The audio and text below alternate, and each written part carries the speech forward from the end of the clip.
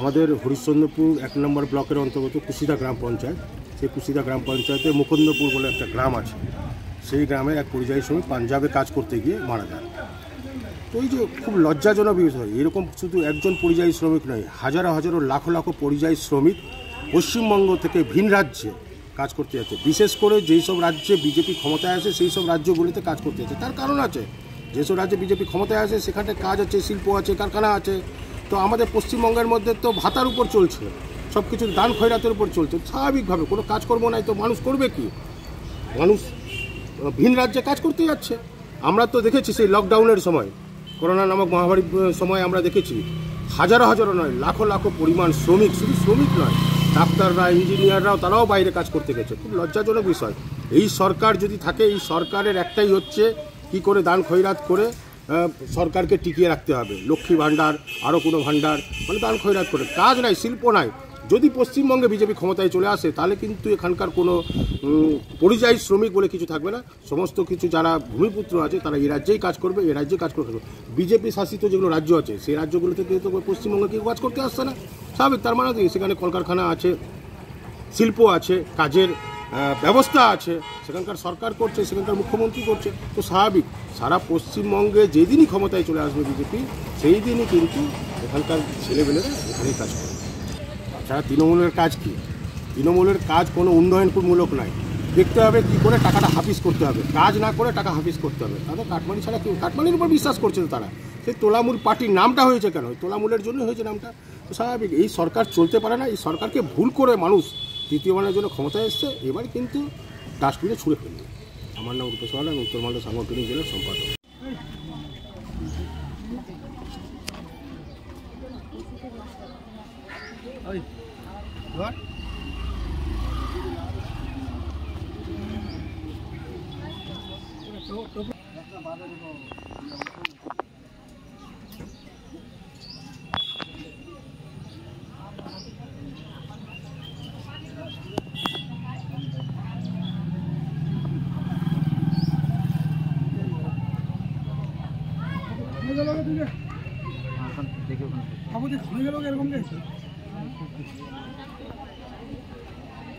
ভাই আপনার দেখাবো না, মোর ভাইকে আপনার দেখাবো না, দেখাবো ইটু না, খালি মুখখান দেখাবো, খালি একনাথ দেখান দে, একনাথ দেখান, একনাথ যা তুই একনাথ দেখান যা, এই একনাথ দেখান যা না, মোর মুখ দেখান দে, ওই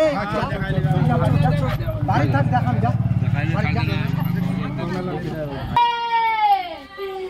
আল্লাহ কি মোরা দিলা ভাই কবর পারে কোয়াদি ভাই গে ভাই গে ভাই গে ভাই ভাই গে ভাই গে ভাই গে একলা দেখো রে মোর ভাই বাল্লা করে গে ভাই গে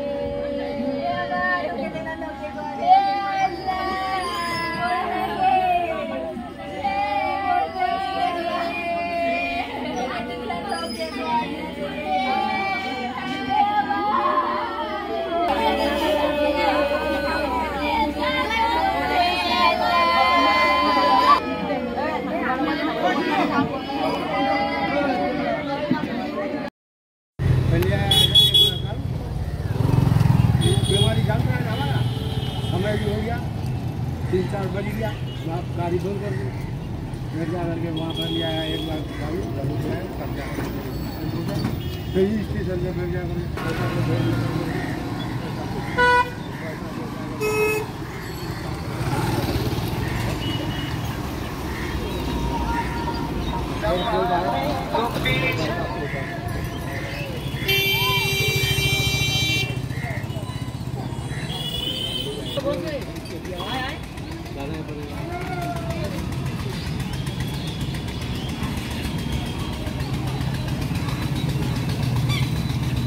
কুশিদা জিপির মুকুন্দপুর গ্রামে গত দুদিন আগে আমাদের নূর এবং রাকিব ফোন করে বলল যে একজন পরিযায়ী শ্রমিক মারা গেছে।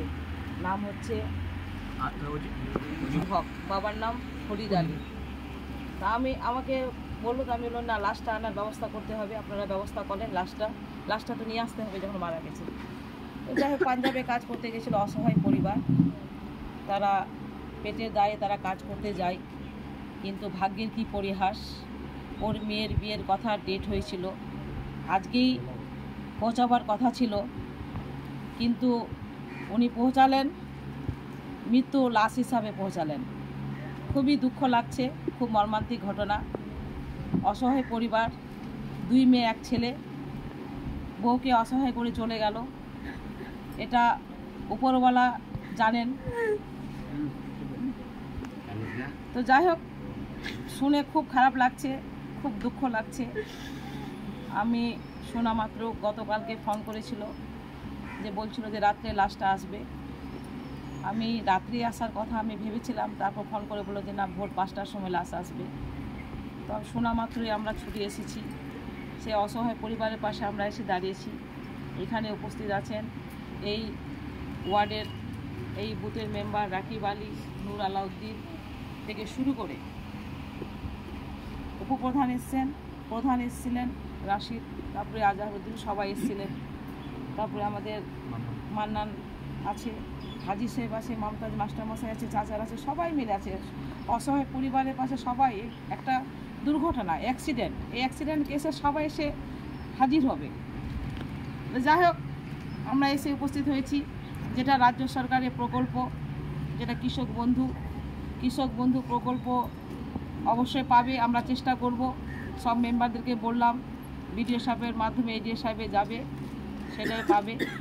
তারপরে একটা পঞ্চায়েত থেকে যে 40,000 টাকা বিপিএল থাকলে 40,000 টাকা পাওয়া যায়, সেটাও ব্যবস্থা করে দেওয়া যাবে। সহবৃত্তি প্রকল্পের মাধ্যমে যেটা 2,000 টাকা হয়, সেটাও দেওয়া যাবে।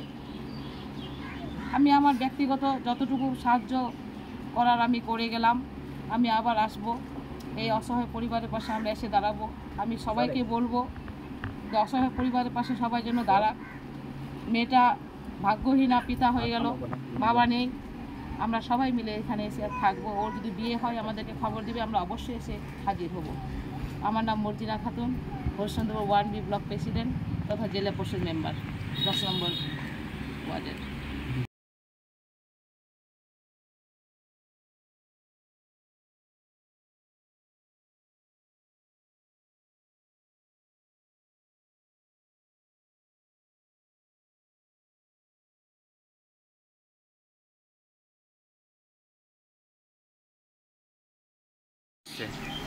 বিষয়টা হচ্ছে, এখানে আমাদের পাঞ্জাবে আমাদের একটা পরিযায়ী শ্রমিক, আমারই দাদা, ওখানে অ্যাক্সিডেন্ট করে মারা পড়েছে। তো সেই কথা আমরা ব্লক সভাপতিকে জানাই। আমাদের হরিশ্চন্দ্রপুর 1B ব্লক সভাপতি মর্জিনা খাতুন, ব্লক সভাপতি, ওনাকে জানার পরে উনি রাত্রেবেলায় আসার তাড়াহুড়া করছিল, রাত্রেবেলায় যাব। আমরা যখন খবর পেলাম যে না, রাত্রেবেলা বডি আসছে না, তো তখনই ফোন করে বলা হলো যে রাত্রে আসবে না, সকালে আপনি আসেন। তাহলে সকালে যখন বডি এসছে, আমি খবর দিয়েছি, ওই মধ্যে শুনি ছুটে এসছেন উনি এসে দিলেন এখানে পরিবারের কাছে এসে পরিবারকে আশ্বাস দিলেন। এমনকি আমাদের রাজ্য সরকারের যেসব প্রকল্প রয়েছে, কৃষক বন্ধুর মধ্যে যেমনি 2 লাখ টাকা একটা স্কিম আছে, আমাদের রাজ্য সরকার সেটা দেয়। সেটা আমাদের ব্লক সভাপতি সেই ফ্যামিলিকে, অসহায় ফ্যামিলিকে প্রতিশ্রুতি দিয়ে গেল যে সেটা পাইয়ে দেওয়ার সব রকম প্রচেষ্টা চালিয়ে সেটাকে পাইয়ে দেবে।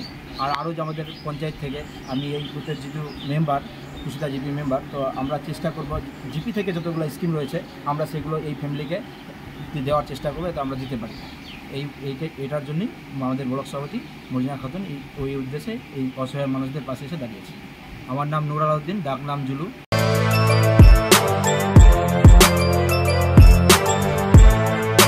এখন অনেক বড় শ্রী লেদার্স, হাওড়া ময়দান। আপনি কি জটিল কিছু সমস্যায় ভুগছেন, সমাধান পেতে চান? যোগাযোগ করুন প্রখ্যাত জ্যোতিষ ও তান্ত্রিক মনসারাম ভট্টাচার্যের কন্যা মনসা কন্যার সাথে। প্রখ্যাত জ্যোতিষ ও তান্ত্রিক মনসা কন্যা হাওড়া জানবাড়ি ও হাতিবাগানের নিজস্ব মন্দিরেও বসেন। যোগাযোগ 9830106967 আর 9239655323।